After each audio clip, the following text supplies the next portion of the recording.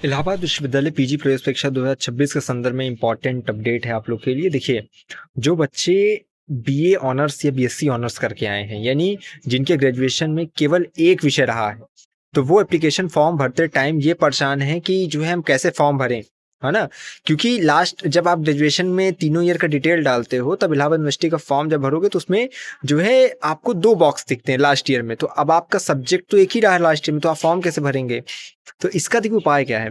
इसको बोलते हैं कि आपने बीए ऑनर्स किया है, ठीक है, आपकी ग्रेजुएशन में आखिरी थर्ड ईयर में एक सब्जेक्ट रहा है, तो इसके लिए जब आप फॉर्म अप्लाई करो, ठीक है, तो जहां 10th की 12th की डिटेल डालते हो उसके जस्ट नीचे जो ग्रेजुएशन का ऑप्शन आता है, तो उसमें अपीयरिंग पास्ट ये सिलेक्ट करते हो।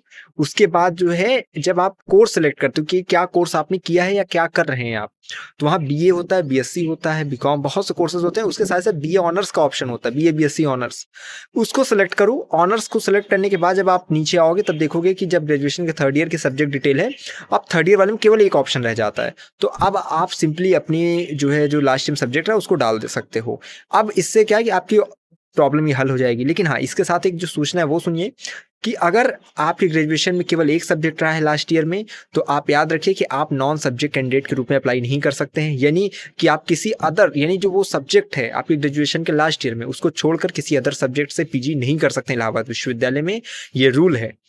ठीक है, क्योंकि नॉन सब्जेक्ट कैंडिडेट के लिए यह आवश्यक है कि उसके ग्रेजुएशन में 2 सब्जेक्ट हो जिससे वो एंट्रेंस देगा उन 2 सब्जेक्ट से, और उसी दोनों की कट ऑफ को जो मतलब जो नंबर आएगा उनको जोड़कर आधा कर देंगे, फिर जो नंबर आएगा उस पर एडमिशन होता है। ये प्रोसेस रहता है। तो आप याद रखिएगा, अगर आपका बीए ऑनर्स है तो जिस विषय से आपने ऑनर्स किया उसी से आप पीजी कर सकते हैं केवल, ये क्लियर रखिएगा। तो नॉन सब्जेक्ट कैंडिडेट का इसमें नहीं हिस्सा रह जाता है। ठीक, तो ये फॉर्म कैसे भरना है और ऐसे कैंडिडेट के लिए क्या रूल है ये भी मैंने बता दिया।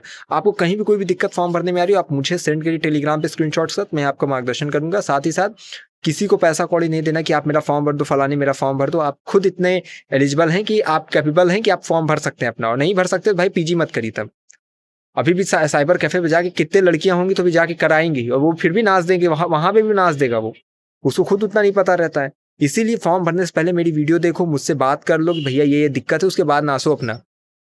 नहीं, खराब कर लेते हो उसके बाद जब आते हैं तब मुझे गुस्सा लगती है। मैं देख रहा हूँ 2-3 लोग चौपट करके आ गए हैं, और कुछ तो अच्छे हैं कि पूछ लिए पहले, तो मैंने उनको बता दी कि ये कर लीजिए।